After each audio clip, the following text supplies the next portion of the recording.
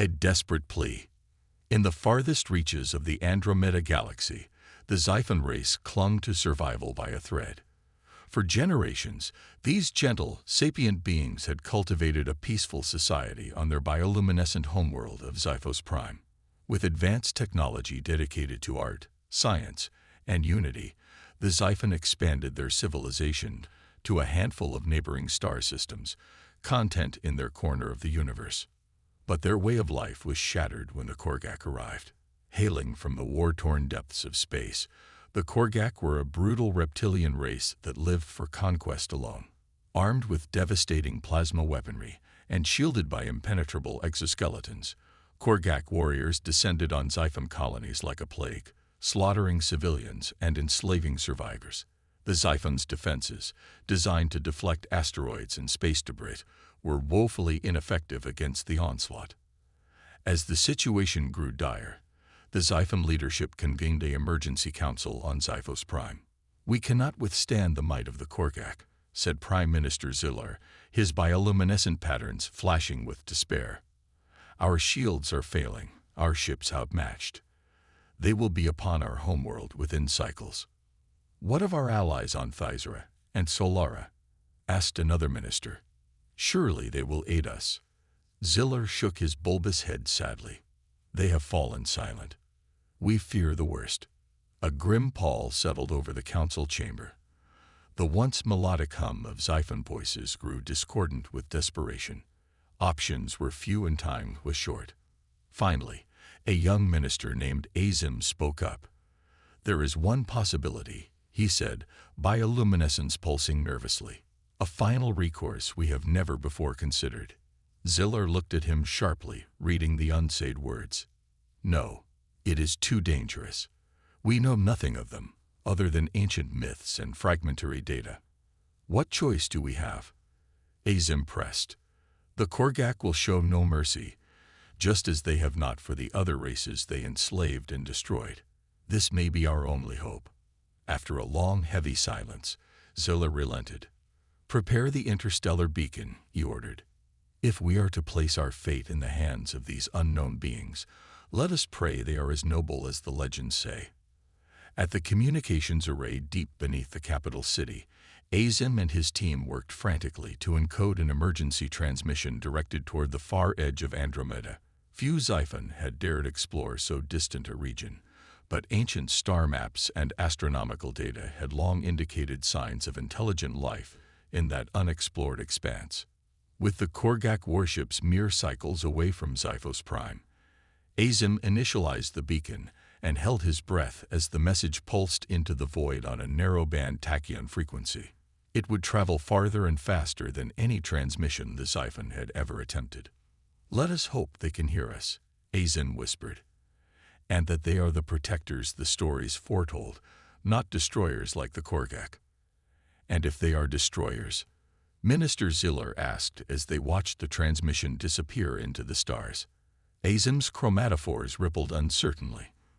"Then we have hastened our own end," he said, "but I would rather perish seeking an ally than cowering before an enemy. The distress signal has been sent. Our fate now lies in the hands of those the legends call humans." Humanity responds. On the fringes of Earth-controlled space, a lone exploration vessel charted the stars at the edge of the Andromeda galaxy.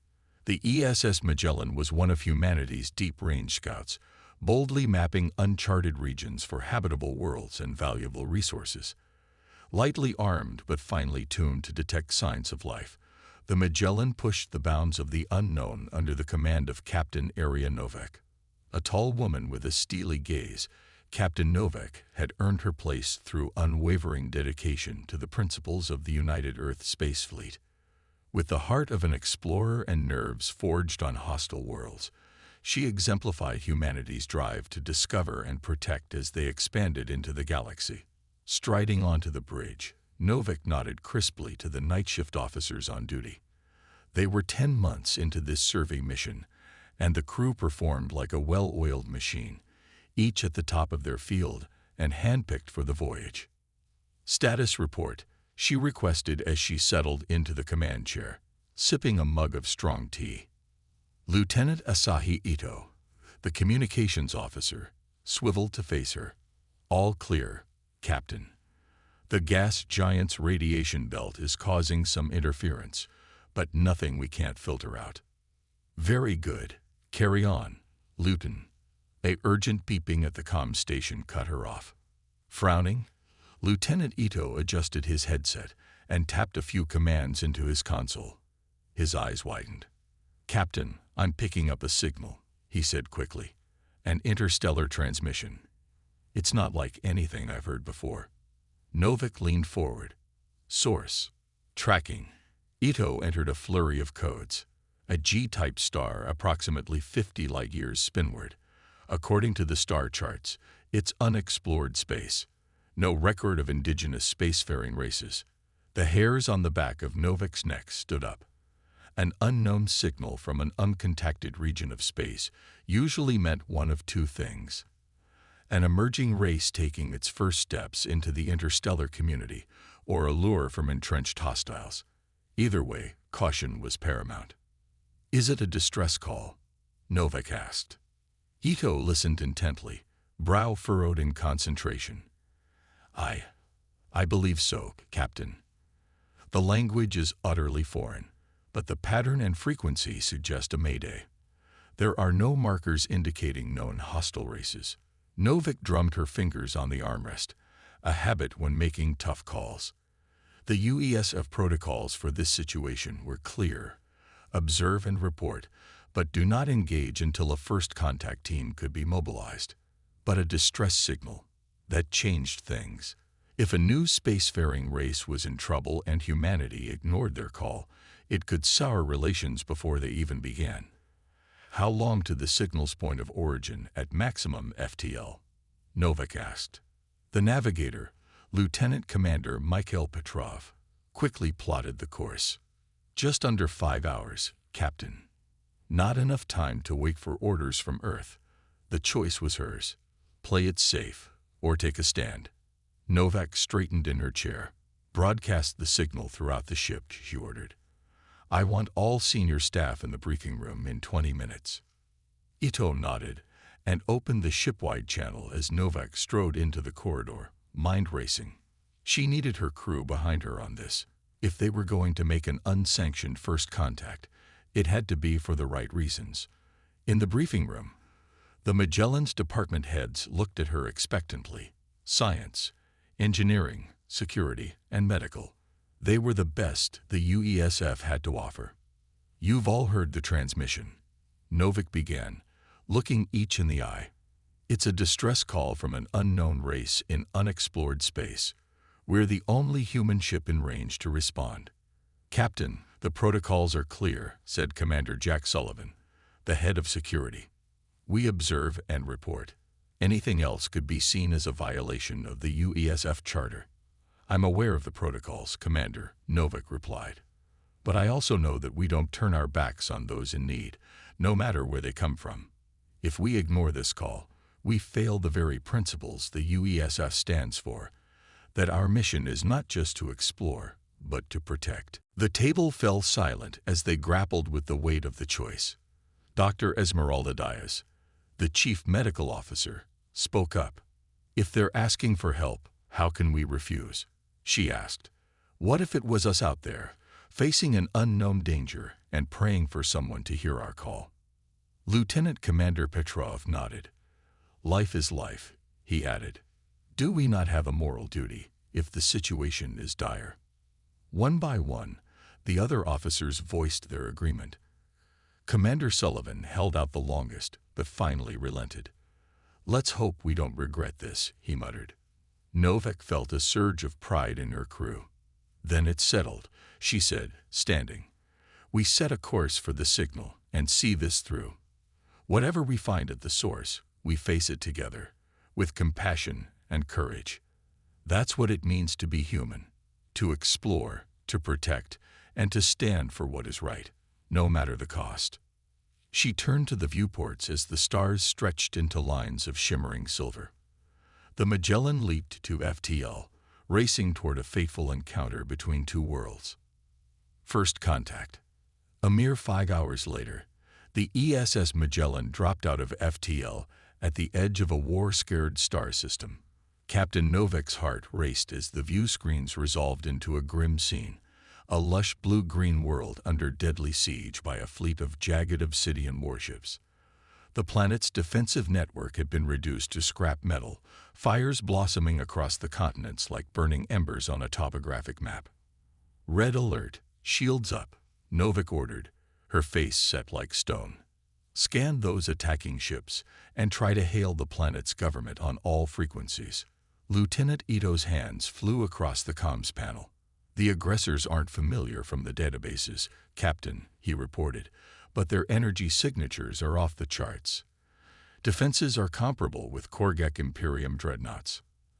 At the mention of the Korgak, a chill rippled through the bridge. The reptilian warmongers were notorious for their hostility to anything that dared broach their borders. But they'd never dared openly assault an inhabited world before. Had they grown bolder, eager to test humanity's determination to keep the peace? "Do we have a visual on the planetary inhabitants?" Novak asked. "Any response to our hails?" As if on cue, the view screens flickered and resolved into an alien face, unlike anything Novak had seen before.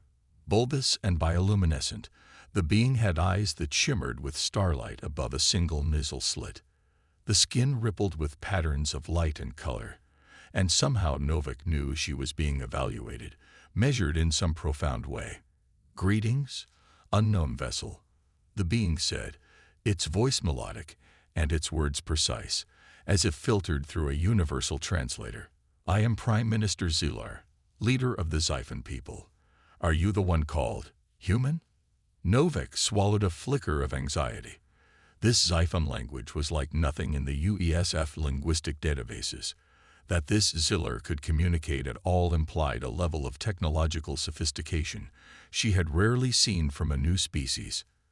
"I am Captain Arya Novak of the Earth ship Magellan," she replied formally. "We intercepted your distress signal and came to render aid, if you wish it. Who is attacking you?" Zilar's colors pulsed with a mournful, grayish hue. "They are the Korgak," he said, "a plague upon the stars, bent on conquest and cruelty. For generations we Xiphon cultivated peace, but that peace has been shattered." His great eyes blinked slowly. "The Korgak have cut a swath through our colonies, enslaving and slaughtering any who do not submit. Now they are here, at our homeworld. Our defenses cannot hold them. Soon, they will descend, and our cities will burn." Novak's blood ran cold. The Korgak, this far outside their territory, attacking a race that, by the Prime Minister's own admission, had no military of note. This violated every treaty and accord humanity had fought for in their corner of the galaxy. "The Xiphon have heard tales of your kind, Captain Novak," Zilar continued. "Whispers of a species from a faraway Deathworld, possessed of indomitable will and impossible resilience. A species that does not cower from conflict, but fights for those who cannot defend themselves." His luminescence pulsed with a hesitant, hopeful tinge of gold. "We have no right to ask for your aid, being strangers to your people, but in our most desperate hour, will the humans stand with us against the Korgak?" Novak met his shimmering gaze, seeing the weight of an entire civilization pleading for salvation. In that moment, she knew there was only one answer humanity could give. "Prime Minister Zilar, on behalf of the United Earth Space Fleet and all free peoples of the galaxy, yes, yes, we will stand with you. We will not allow the Korgak to extinguish your light." She turned to Ito. "Open a channel to Earth. Inform command we have made contact with a sapient race under attack by Korgak forces. Request immediate reinforcements." "Reinforcements?" Zilar asked uncertainly. "But you are only one ship. Surely you do not mean to fight the Korgak alone?" Novak allowed herself a small, fierce smile. "We're not just one ship, Prime Minister. We are human. And if the Korgak want to test our resolve to protect the innocent, then they're about to learn what it means to awaken the wrath of Earth. Ingenuity and courage." As the bridge of the Magellan erupted into action, Captain Novak wasted no time devising a defense. The Korgak warships, though formidable, had weaknesses that a clever tactician could exploit. Overcharged plasma coils, unshielded command decks. If the human crew could get creative, they stood a chance at holding the line until reinforcements arrived. "Mikhail, keep us out of their firing solution," Novak barked to her helmsman. "Hug the planet's magnetic pole and use the radiation interference to mask our signature. Jack, divert all power to shields and prep the railguns. Ito, keep trying to raise the Earth fleet and send them our combat data. I want the Admiral to know exactly what he's up against." The crew moved with practiced efficiency, hands flying over consoles as the Magellan wove between the Korgak dreadnoughts. The human ship was a wasp next to lumbering bears, quick and agile where the reptilian vessels were armored and brutish. On the view screens, Prime Minister Ziller watched in astonishment as the Magellan took on ships 10 times its size. "Your tactics, I have never seen their like," he marveled. "It is as if you dance between the enemy, always a step ahead of their fury." Novak flashed him a grim smile. Humanity learned long ago that when you're outnumbered and outgunned, you have to outthink your enemy. The Korgak are powerful, but predictable. They expect us to fight as they do, head on, tooth and claw. They're about to be disappointed. Even as she spoke, the Magellan whipped around the curvature of Xiphos Prime, using the planet's gravity to slingshot towards the nearest dreadnought's exposed flank. Lieutenant Commander Sullivan, at tactical, locked onto the weak points in the warship's armor. "Fire railguns," he roared.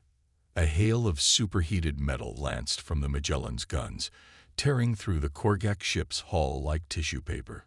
Molten lines carved across its surface, secondary explosions blooming as atmosphere vented and power systems overloaded. The dreadnought listed drunkenly, its guns falling silent.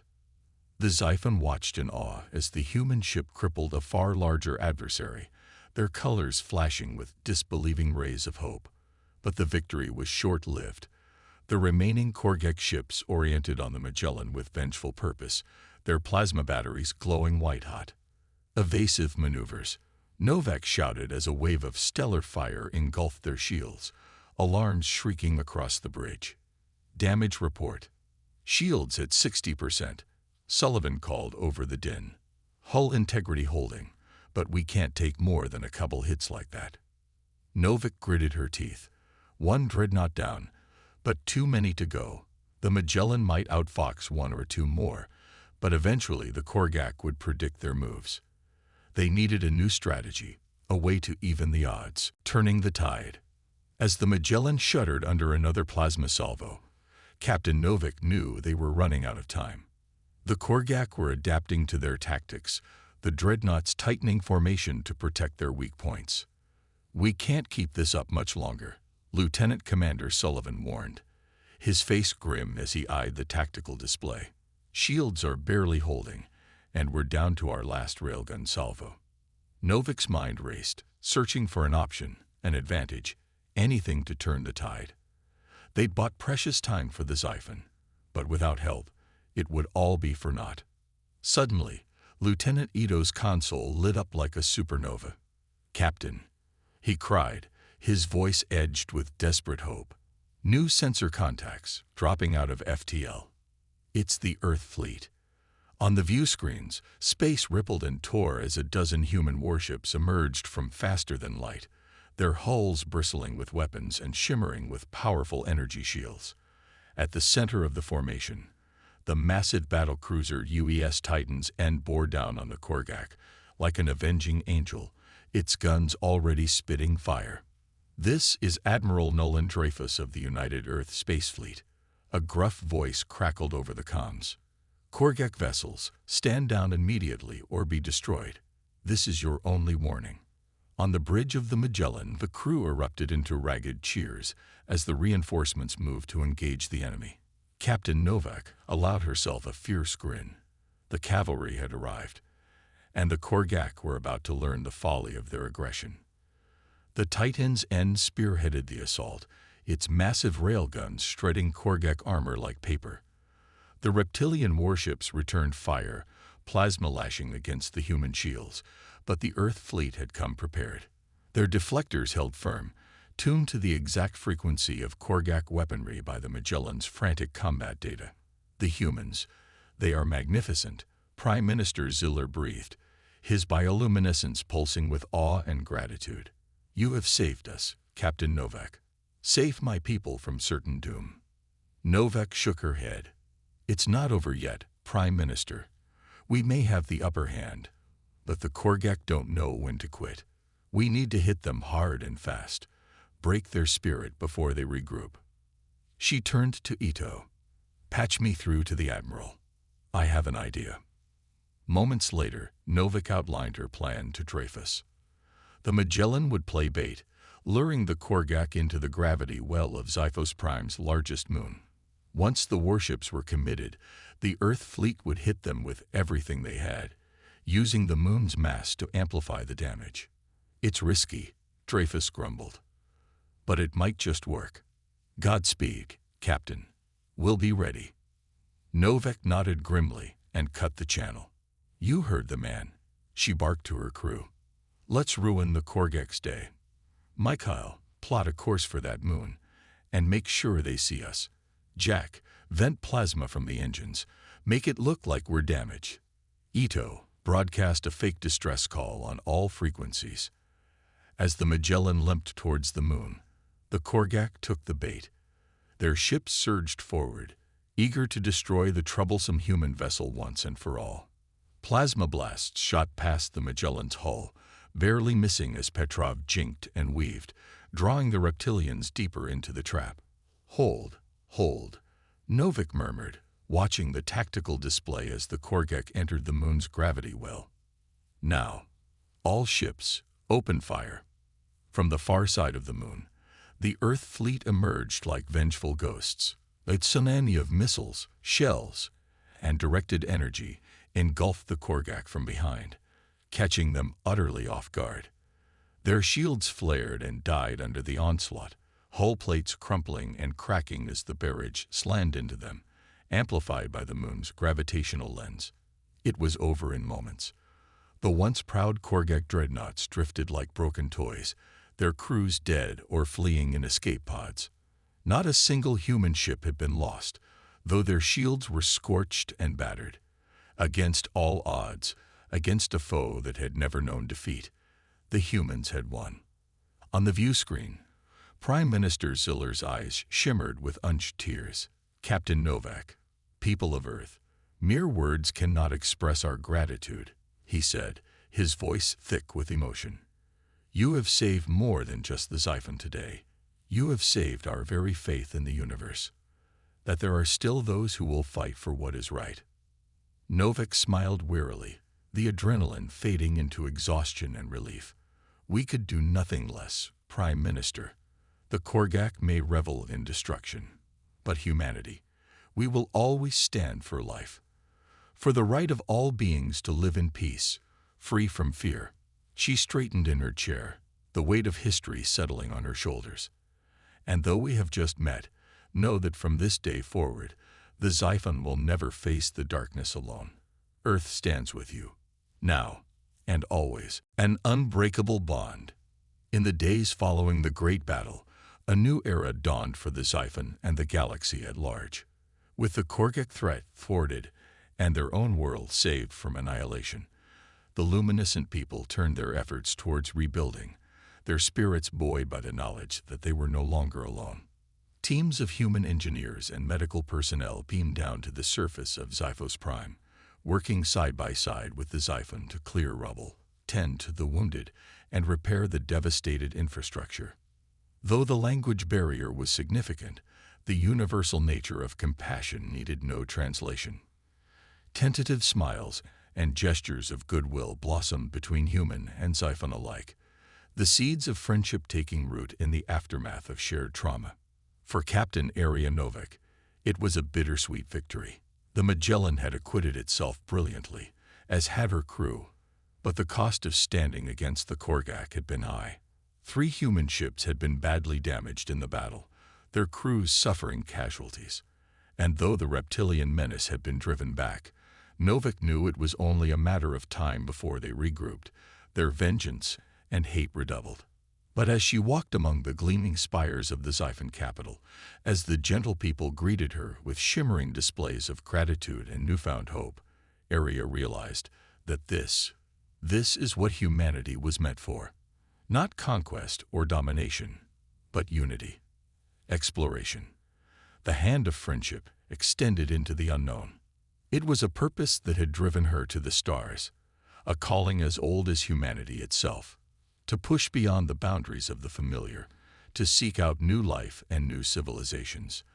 And when those civilizations cried out in their darkest hour, to answer, to stand in the breach and declare, with every fiber of their being, that the light would not be extinguished, that hope would never die. In a grand plaza at the heart of the city, Prime Minister Ziller stood before a sea of his people, their bioluminescence rippling in waves of emotions too profound for words. Beside him stood Captain Novak and Admiral Dreyfus, human and Xiphon united in common cause. "My people," Ziller began, his harmonics resonating with the weight of history. "We have endured a crucible unlike any in our memory.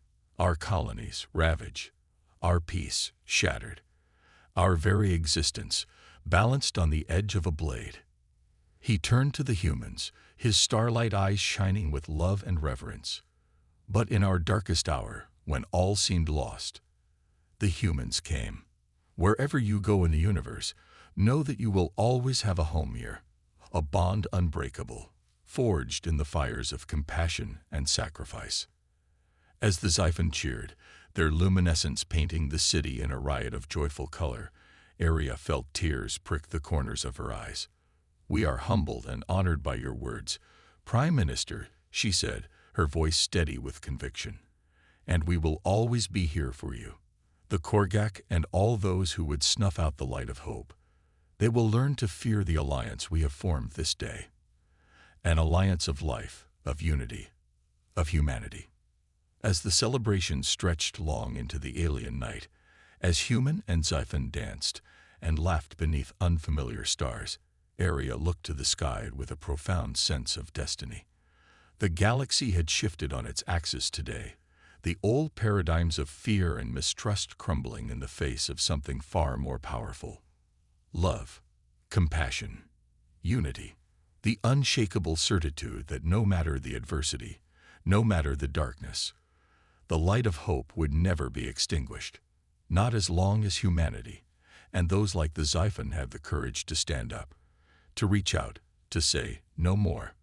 One battle had been won today, but Arya knew it was only the beginning. The Korgak would return, as would other dangers yet unknown. But the universe had shifted today, a fundamental truth revealed for any with the wisdom to see it. Where there was suffering, humanity would answer. Where there was injustice, humanity would rise. Across the stars, to any who called out in desperation and fear, humanity would come. For this was their purpose, their calling. To stand against the darkness, to guard the flickering candle of hope, to explore, to protect, and to stand for what was right, no matter the cost. For this was what it meant to be human, and in a galaxy of infinite dark, that light would forever shine. The end.